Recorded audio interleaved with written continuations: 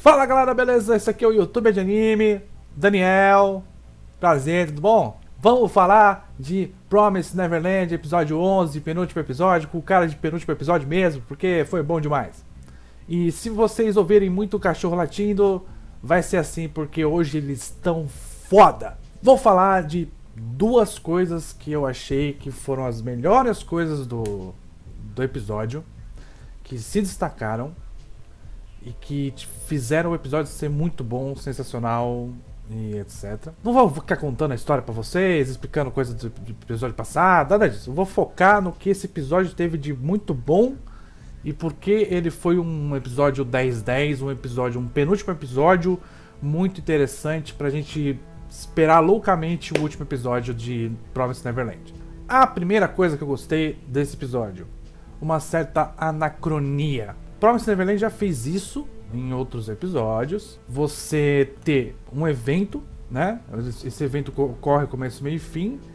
E coisas dentro desse evento aparecem depois para explicar, né, o que está acontecendo de fato. Então, a gente teve isso nesse episódio. A gente teve isso bem claro nesse episódio. Então é uma certa anacronia dentro do episódio. Não é uma coisa assim... Por exemplo, se fosse cronológico de fato, a gente teria visto o Rei tentando se queimar e não conseguindo, e aí a Mama aparecendo, etc. Isso não aconteceu.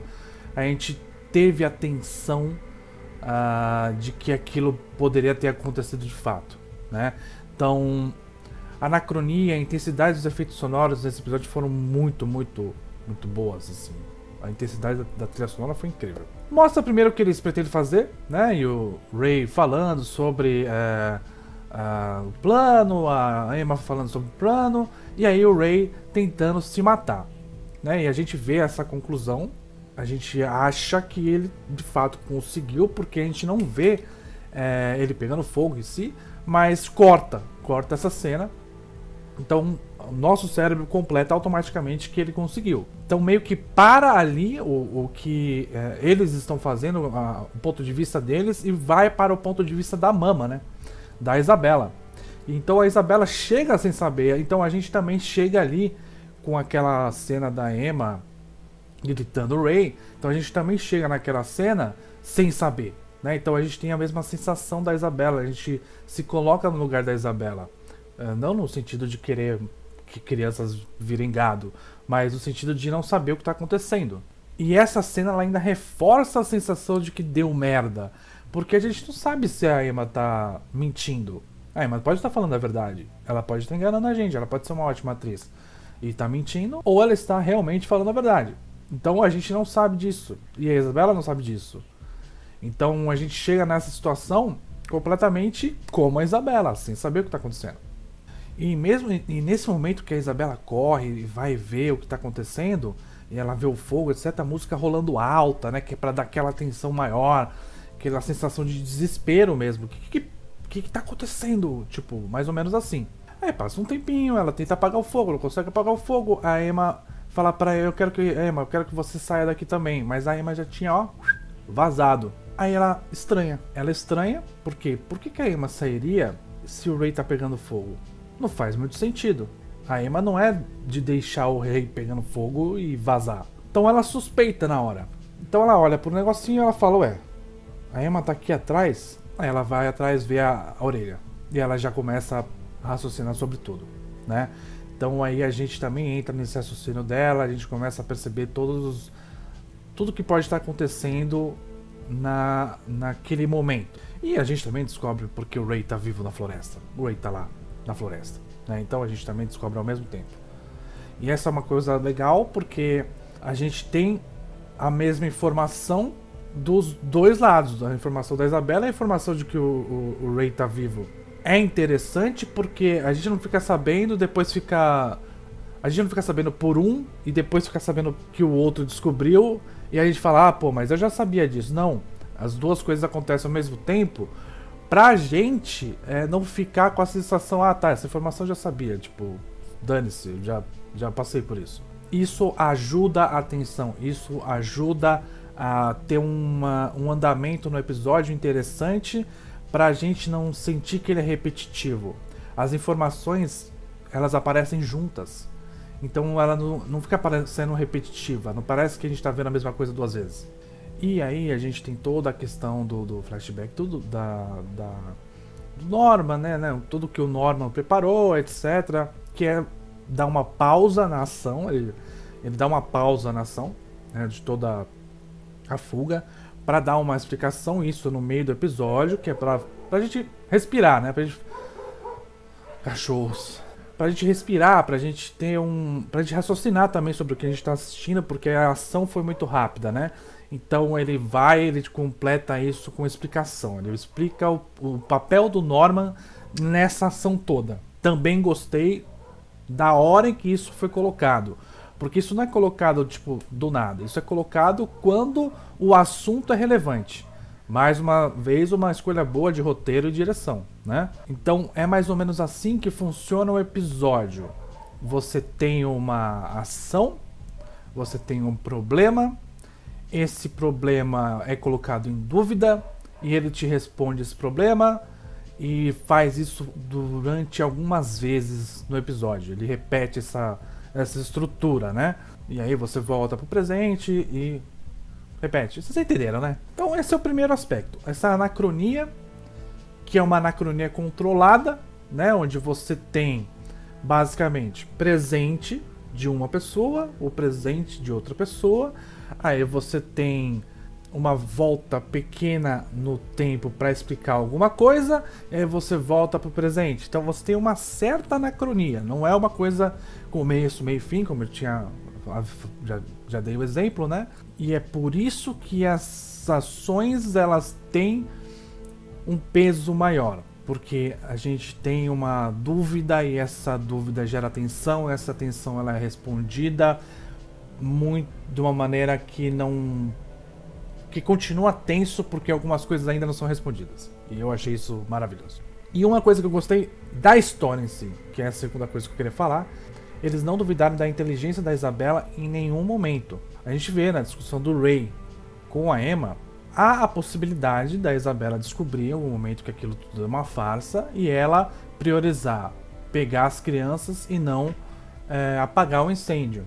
Que é o que acontece no final do episódio, né?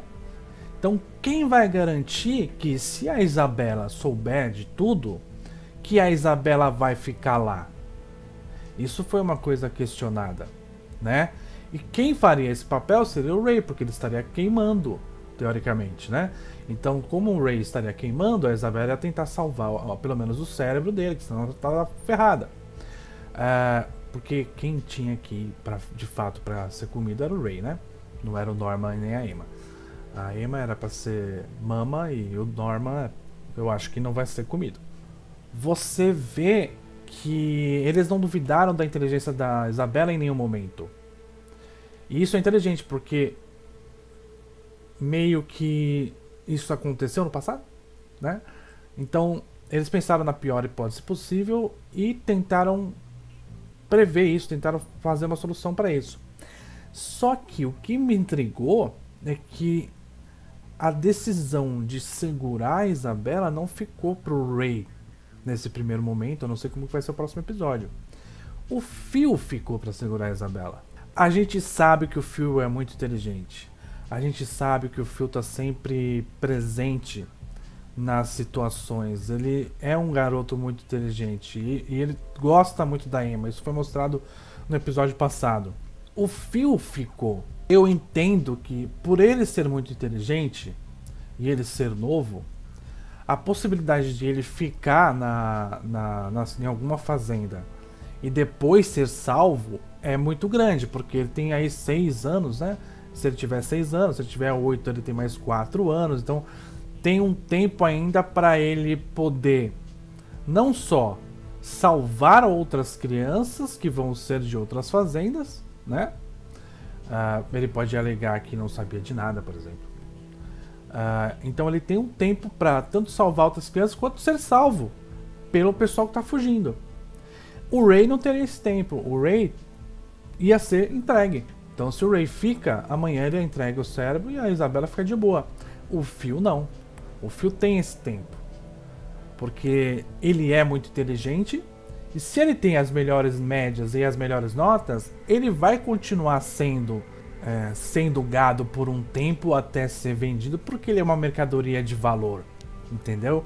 Então, eu achei inteligente o Phil segurar. Eu não sei, eu acho arriscado, porque eles podem falar, dane-se, agora que só sobrou essa criança aqui, vai ser essa aqui que vai ser servida mesmo. Se ele é o mais inteligente, ele pode ser servido, já que ele é um dos mais inteligentes das crianças. Então, já que o Ray não vai ser servido, então vai ser o Phil mesmo. Eu achei um pouco arriscado. Mas faz sentido de que se eles realmente prezam pela qualidade do produto, que o Phil tem aí mais 4, 5, 6 anos, sei lá quantos anos ele tem, pra ter tempo pra tudo isso, né? Como eu falei. Esses foram os dois aspectos principais desse episódio que eu achei os mais interessantes. Por que eles foram tão bons? Anacronia, intensidade das OSTs, efeitos sonoros. Então eu tô falando da direção, da montagem, tô falando da Steph fazendo um bom trabalho.